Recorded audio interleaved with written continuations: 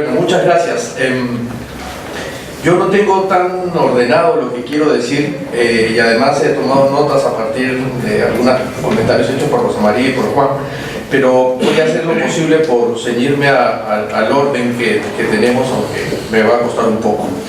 Yo cuando recibí la invitación del instituto dije que más bien deberíamos estar nosotros sentados de este lado y escuchar un poco a quienes están aquí en la mesa. Sin embargo, cuando Alberto además insistió en este tema y conversé con él, le encontré un sentido bien interesante y entonces anoche revisé un texto maravilloso de Roger Chartier, que es un historiador francés que trabaja mucho el tema de la historia del libro y de la lectura. Este libro se llama Pluma de Ganso, libro de lecturas y ojo de viajero. Y este libro es un conjunto de conferencias dadas en la Universidad Iberoamericana en México y tiene un texto ahí adentro de este libro que es maravilloso, que se llama de la reproducción mecánica a la representación electrónica. Y entonces me puse a pensar, a partir del desarrollo, no les voy a contar el libro porque hay unas cosas de Kant adentro, de Walter Benjamin, que, ¿no?, para evitar el problema que tenemos en la academia de irnos muy atrás, voy a entrar solo al punto que quiero tocar para responder esta pregunta de cómo me informo. Y es que, como lo que pasa en la historia que cuenta Roger Chartier, también nosotros, desde la academia, desde la investigación, estamos aprendiendo a consumir otro tipo de información. Algunos de los que estamos acá para revisar una bibliografía, para hacer un balance de investigación, pedíamos hace algunos años un libro a Buenos Aires probablemente, que llegaba en el correo, un poco chancadito, abierto, unos meses después, cuando no viajaba alguien para empezar a conseguir la información que necesitábamos para hacer nuestro balance. Ahora tenemos que aprender a mirar la bibliografía de una manera distinta. Y ese es el primer punto que quiero tocar. Y es que no solo lo tienes todo más a la mano, ¿no es cierto?, sino que tienes todo de una manera tan desordenada que aquello que parece una facilidad para mirar termina siendo un problema desde mi punto de vista, porque además de tener que revisar las cosas están disponibles y están a la mano, tienes que hacer algo que Rosa María mencionó hace un momento, que es tratar de ir limpiando muy rápidamente y con una habilidad para la cual no necesariamente nos hemos formado, de decir esto sirve y esto no sirve, ¿no es cierto? Esta es una fuente confiable, esta es una fuente menos confiable. Y no estoy hablando del Rincón del Vago ni de Buenas Tareas ni eso, ¿no es cierto? Que son una cosa fantástica para investigar, además, pero bueno. Entonces, el tema, ver dónde buscas la información y cómo consumes la información, se ha sofisticado de tal manera por dos actos. Uno tiene que ver con esta reproducción electrónica, no sé, como las TIC y todo este tema que ya nosotros sabemos, y después voy a hacer un poco de referencia. Pero la otra es porque los comunicadores se han metido a comunicar cosas que antes no comunicaban, ¿no es cierto? Si antes comunicaban actuales, ¿no es cierto?, como dice la prensa, ahora empiezan a comunicar temas que antes tenías que buscar en las reseñas bibliográficas o en las bibliotecas, ¿no es cierto?, o en los boletines o en las estafetas. Es decir, ahora los comunicadores, algunas veces mejor que otras, empiezan a comunicar sobre contenidos de investigación que les parecen más o menos importantes, o los políticos empiezan a consumir y a comunicar estudios. El otro día escuchaba unos debates en el Congreso donde algunos congresistas citaban investigaciones, ¿no?, como dijo fulano, como dijo mengano, no siempre bien citadas, pero por lo menos se hacían uso de eso. Entonces, a lo que voy es que los comunicadores ahora han entrado en un campo, creo que nuevo, ¿no es cierto? Antes no necesariamente se ocupaban, probablemente porque también desde la investigación queremos que nuestros hallazgos puedan difundir de mejor manera. Y acá quiero referirme a estos tres puntos. El primero es una cosa que llamo el poder del dato, ¿no es cierto?, que además Rosa María lo ha explicado muy bien. Nosotros durante un año y medio, Roxana Barrante, Jorge Morel y yo hicimos un estudio de 10 años de lo que pasó en Cajamarca y en Arequipa y ver la velocidad en las disminuciones de los indicadores de desigualdad en estos dos regiones, que tenían un conjunto de similitudes porque sus stocks eran más o menos parecidos, ¿no es cierto?, con unas metodologías econométricas que yo tampoco entiendo muy bien, pero eran absolutamente Y efectivamente enviamos el libro a Rosa María, que estaba en plena efervescencia de Conga. Es más, tuiteó y le dijo al presidente regional, Goyo, acá le mando de regalo el libro del IEP para que vea. Y fuimos al programa y efectivamente había 3 cuadros, ¿no es cierto? Eran los cuadros abajo, que veía como Cajamarca estaba abajo y el equipo subía con todo. Y en el corte le dice, perdón, pero hay que entrar de frente a ese dato, ¿no es cierto? Entonces el poder del dato termina siendo un poder enorme que no es lo mismo que el poder de la reflexión que tiene la investigación, ¿no es cierto? Entonces uno se queda como, bueno, sí, pues es verdad, pero esto se debe a tal y fue. No se debe nada, además porque tenemos que entrar un corte porque venía el informe de Llovera. Entonces, yo que ese sentía la piña Ferrando. Entonces, hay un poder del dato, ¿no es cierto? Hay un poder del dato muy fuerte porque el dato termina siendo, y ese es el poder, creo yo, el dato contextualizado, creo yo, es el poder que tienen los abogados, que decíamos hace un momento, y los economistas, ¿no es cierto? Esta combinación de abogados y economistas, no está Pablo para que esté aquí. Es, ¿no es cierto?, una combinación muy potente porque el dato termina teniendo un poder. Entonces, uno de los retos que también se constituye es ver cómo no renuncio a esa reflexión, pero tampoco renuncio a dar el dato que se necesita para impactar. Y creo que esto es uno de los principales, las principales fuentes de aprendizaje para todos, ¿no es cierto? Así como yo le digo a algunos periodistas amigos, oye, un poquito también, ¿no es cierto?, avanza un poquito más allá del dato, ya no me puedo hacer un titular tan malo, ¿no es cierto? Arreglar un poquito, yo sé que tienes que hacer un poquito de escándalo, pero tampoco tanto, ¿no es cierto? Entonces creo que hay un ida y vuelta que tenemos que aprender. Lo otro que tiene que ver con las redes sociales es la otra maldición que tengo yo, además de la maldición del dato, la maldición de los 140 caracteres. Es bien complicado. Ayer, y esto es una cosa ayer creo que ha sido, sí, ayer, Rosa María pone un tuit que dice Sapere Aude. Entonces yo dije, ¿por qué pone eso? Primero, ¿por qué pone eso?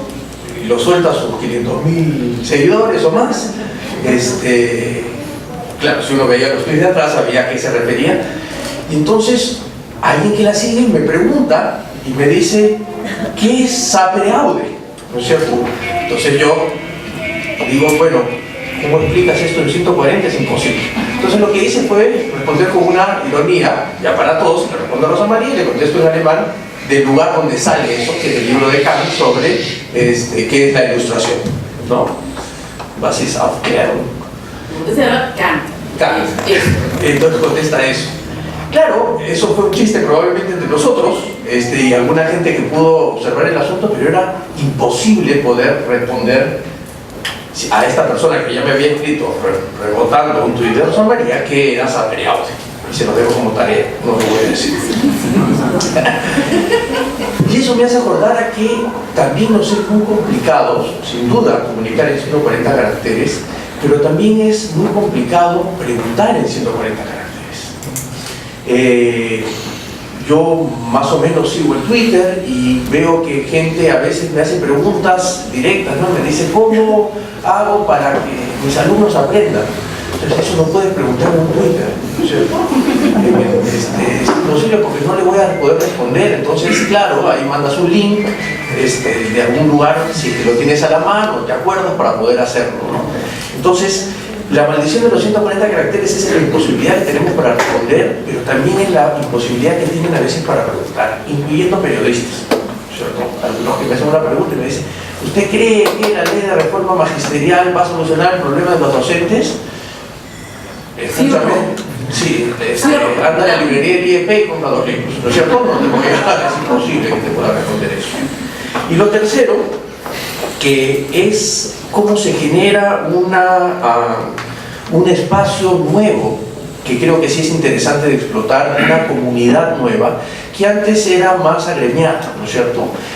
Yo ahora tengo intercambio en el espacio virtual de las redes sociales con políticos que antes seguramente no iban a tener ni ganas ni posibilidad de conversar conmigo, o yo con ellos, ¿no? Ayer le digo al congresista Mora, no se pelee con la ANR para ver cómo hacemos para sacar la ley universitaria mejor. cierto? Eso era imposible que yo se lo pueda hacer, o imposible que él me pueda preguntar, o que Juan retuitee algo y se genere una conversación, o que en un mes tengamos una mesa verde gracias a un intercambio de tweets con Javier Barreda sobre la crisis política del hambre.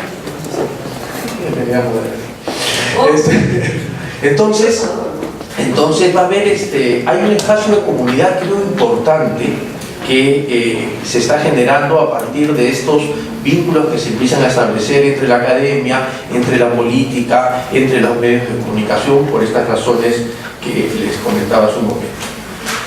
Y para terminar, algunas experiencias positivas y negativas nos pedían, y yo acá voy a conectar un poco con lo que algunos de los comentarios de Juan y de María. Lo primero, el tema de la inmediatez. Sí, el tema de la inmediatez es un poco el tema que ninguno de los que hacemos investigación, por lo menos en ciencias sociales, queremos, ¿no es cierto? Al contrario, cuanto más lo rumiemos, ¿no es cierto? Cuando más nos dejemos descansar, cuando más dejemos un documento ahí para que tome aire, después volverlo a mirar, pasárselo a leer a un colega, recoger las opiniones, salir a caminar, ¿no es cierto? Volver a... estoy exagerando un poco el asunto, pero digamos, todo ese proceso es el proceso que nos gusta, es el proceso que disfrutamos, y es el proceso que a la mayoría de los comunicadores no les gusta, ¿no es cierto? No les interesa. El tema es cómo ponemos un punto de equilibrio, nos encontramos en un punto medio, un aristotélico punto medio, ¿no es cierto? ¿Qué hacemos para que ustedes no, y hablo de políticos también, ¿no es cierto?, no corran, no nos hagan correr tan rápido porque no podemos, tampoco es que no queramos, no podemos, ¿no es cierto? Acá en el IEP, por lo menos quienes conversamos, no sé, presentamos un proyecto en una mesa verde, solo presentamos la primera idea para recibir y de ahí irnos a leer para preparar el proyecto, y eso tarda 2 o 3 meses. Entonces, ¿cuál es el punto de equilibrio que necesitamos encontrar para que las decisiones de políticas públicas que se tomen, como bien exige Juan y como todos creemos, sean lo más informadas posibles? Lo otro es, otra experiencia es desde la academia, desde los investigadores, aprender a comunicarnos con los comunicadores, porque son unas personas muy difíciles para establecer comunicaciones, una gran paradoja. Una persona me dijo alguna vez, mira, insulta la primera vez, haz un ejernalito chiquito, no importa, pero haz, y ahí vas a ver cómo se te prenden enseguida, ¿no es cierto? Y efectivamente, estaba presidiendo el foro educativo, hubo un problema con el viceministro de Educación en ese momento, y yo salí y dije una pachotada a la cual mi abuela, por supuesto, me llamó la atención en la noche. Me dijo, ¿cómo es posible que digas eso, hijito? Al día siguiente, en la mañana, suena mi celular y viene un periodista de la República, me llama, no sé cómo tenía mi celular tampoco, ¿no? Y me dice, mire, queremos decirle. Y le dije, ¿pero cómo sabes? ¿Y de dónde salió? No sé qué. Bueno, ¿me puede decir? Y entonces me acordé del escándalo. Entonces, es verdad que se necesita un poco de escándalos, ¿no es cierto? Es verdad que se necesita un poco de escándalos en el mejor sentido de la palabra, algo que levante un poco la letanía que normalmente puede haber en la academia, pero también es verdad que se necesita un límite. Y a veces esos límites no son, ¿no es cierto? Yo hablo con Alberto y le digo, mire, esta chica, lo que el titular que ha sacado, tiene nada que ver, la voy a llamar y le voy a decir que es una cretina, ¿no es cierto? Y efectivamente lo hago. Le mando un correo y le digo, eso no dije y estás haciendo mal tu trabajo. Punto, no hablo más contigo. Como si fuese una estrella, ¿no? Después ya le digo, sí, mando. Y lo último que quiero mencionar es que los lugares donde se produce información ahora no solo son los lugares académicos. Es decir, cada vez hay más espacios diferentes a la academia y diferentes a los centros de investigación donde se produce información, de mayor o menor calidad. Por ejemplo, cada vez más las empresas y las iniciativas privadas producen información que muchas veces la investigación recurre a revisarlas porque son informaciones y datos muy rápidos que necesitas y producen una gran cantidad de información. La propia prensa produce cada vez mayor cantidad de información sistemática, ¿no es cierto? y uno puede más o menos hacer un proyecto de análisis del discurso, de la situación política de los expresidentes, siguiendo más o menos artículos de opinión de 2 o 3 periódicos,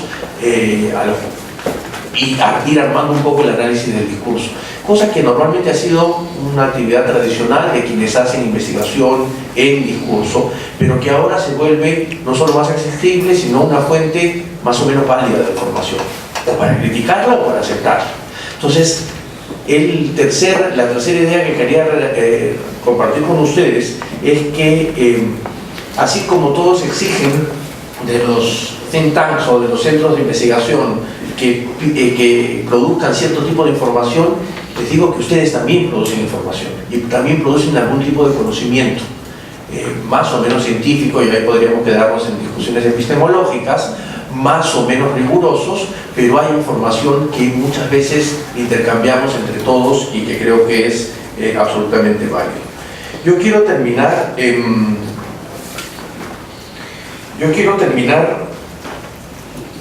con 2 puntos muy pequeñitos. Uno, que mencionó Juan, que tiene que ver con la relación entre la información y las políticas públicas. El sueño de los investigadores es que alguien que tome decisiones para el país tome en cuenta algo de lo que nosotros decimos, ¿no es cierto? Alguna vez un poco, hay otros que no, y queremos hacer investigación netamente de una agenda académica que no tiene que ver nada con el devenir del país directamente, sino generar conocimiento por generar conocimiento. Algunos hacen de las dos, algunos hacen más una que otra.